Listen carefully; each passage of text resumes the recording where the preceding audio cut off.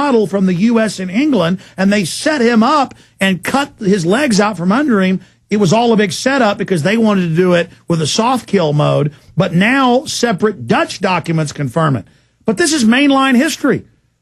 Yeah, in the name of Hitler, they're going to burn the power of the German people and then pursue the ultimate plans anyway, world government. In the name of stopping another Hitler. Yeah, it's ridiculous. But notice that is a systematic, it's like a dark, almost, fourth, fifth dimensional, and by that I mean the level of thinking is so complex, philosophy or English they put on like a cube on a ball in pool. The way they do things, and it works so well to do all of this, to then say we need a European Union because of Hitler when it was all designed and set up for that. Amazing. Stay there. Okay, we're going to your calls here in just uno momento. But right now, finish up your story about the European Union and what it was really set up to be. Well, once again, we got exclusive documents from 1945 translated out of Dutch by some of our great listeners. And it's just, this is an exclusive at Infowars.com. Oh, absolutely. And it's just another piece of the riddle that national sovereignty can't exist anymore because there's terrible people in the world. So we have to have some, authoritarian union worldwide to control us all. It doesn't make any sense. So the elite can really start waging war with eugenics on their real target, the people, which the wars have always been, as Orwell wrote, the wars are set up by the elites to suppress their own population. Kim Jong-il gets a reprieve from overthrow with the saber rattling. The West gets to look like good guys, setting themselves up against him. South Korea gets to take more freedoms. See how it works perfectly for them? Yeah, and they knew the League of Nations wouldn't be strong enough for the desires. They knew the United Nations didn't have the teeth they wanted, but by integrating... Well, they orchestrated both those wars. Yeah, but they knew it was, one step after another to this takeover, this worldwide takeover.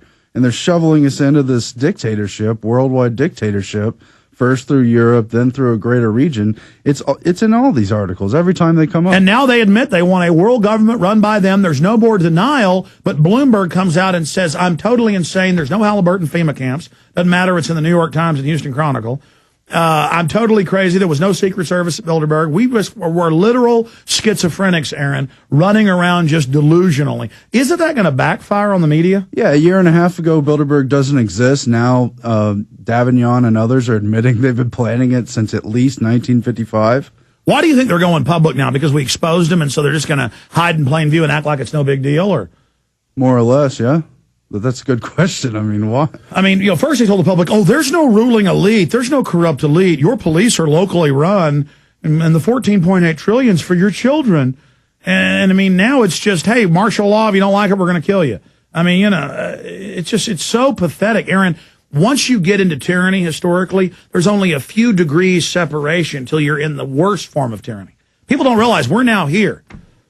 Yeah, and national sovereignty has no place, apparently. According to this guy in 1945, according to Richard Haas. And what is the mindset of these elites? I'm going to cover this after we take calls. One benefit of poor economic countries, lower CO2 emissions. This is out of the Examiner. And 4 states adopt no smile policies for driver's license.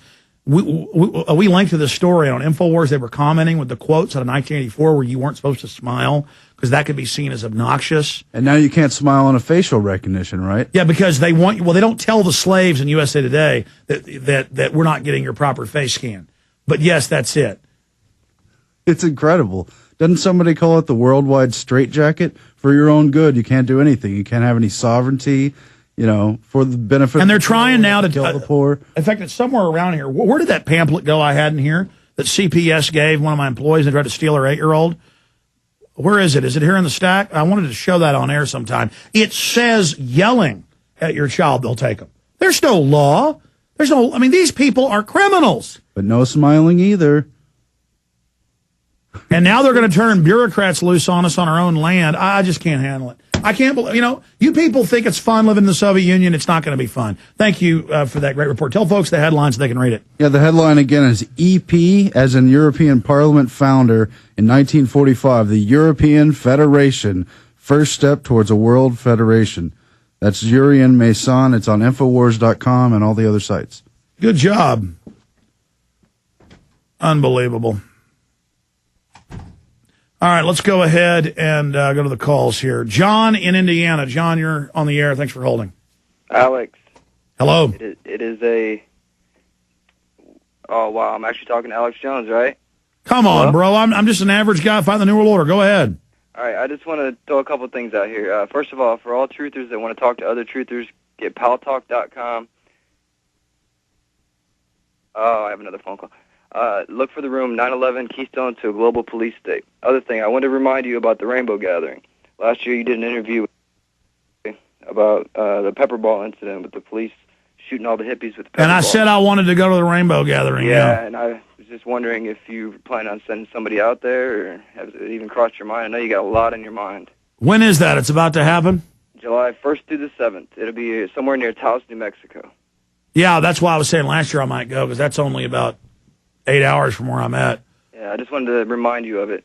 And I know this is a long shot, but after the gathering, me and my girlfriend were moving to Austin, and I would volunteer to work for you free of charge, brother. Well, the problem is we don't, and I appreciate that. If you want to write articles or volunteer or spread the word like that, it's just we have a small operation, and we turn down most volunteers because I just can't handle being infiltrated. And that's who they try to put in here. I mean, and it's bad. They try to come in here and commit crimes and then say we did it. God, it's a miracle I'm not in prison already. And that's why I've turned down all these great people. Also, I can't respond to everybody's emails. Folks are always getting mad because I don't respond to people's emails or calls. I'm overwhelmed. And I'm not whining. I'm just making that statement. Rob Dew's saying he wants volunteers. Yeah, but see, I kind of pick people myself. I go out and put a nondescript ad in and then find people. But the problem is everybody I end up in Austin interviewing ends up already their listeners. I say we're so big. I mean, really, I've always tried to play down how big we are because I don't like the jealousy flaring up and people going nuts because it becomes destructive. But, I mean, there's no point in covering it up anymore. We're huge, folks. I mean, huge and just exponentially growing. And I'm just thanking my lucky stars every day. Leo in Mass. Leo, you're on the air. Welcome. Hi, thank you for taking the call. Yeah, I was the that funny guy who was taken a picture of by your man with the little hat up in Lexington. Anyway, without belaboring the obvious, I think what I'm going to say is in the reign of Captain Kirk and the character that Whoopi Goldberg played. Remember that? I didn't watch a lot of Star Trek Next Generation, but I think I remember she was in the show, yeah. Yeah, and she was the wise woman. Wasn't she like a counselor or something? Yeah. A fountain of wisdom? Could you ask your buddies who you trust to judge to listen to your show again and count the time that you spend belaboring the obvious? Now, I know you want to get the dumb downers in too, but those of us who aren't in the dumb downer crowd, which are quite a few of your listeners, would kind of appreciate it if you could just cut it a little bit so that we could get to the meat. Anyway, that's one of the issues. But the really important issue is I think that with Burmis on, I think what you need to fill in is to have some kind of an older, wiser woman like Nancy Levant or some interesting woman to take up the time in between your show and Burmis's show.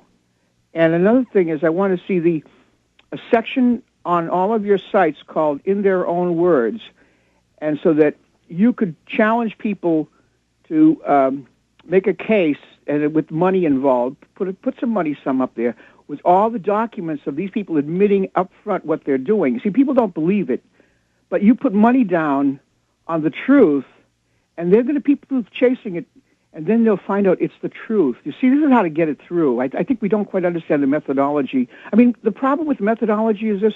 I did a road test of a market test of these nice young white people who were helping at a food pantry. And I said, how many of you have heard about the Baxter flu release of live flu to 14, 18 countries, and it was caught in Czechoslovakia, and the ferrets died? Now, this is the bad part.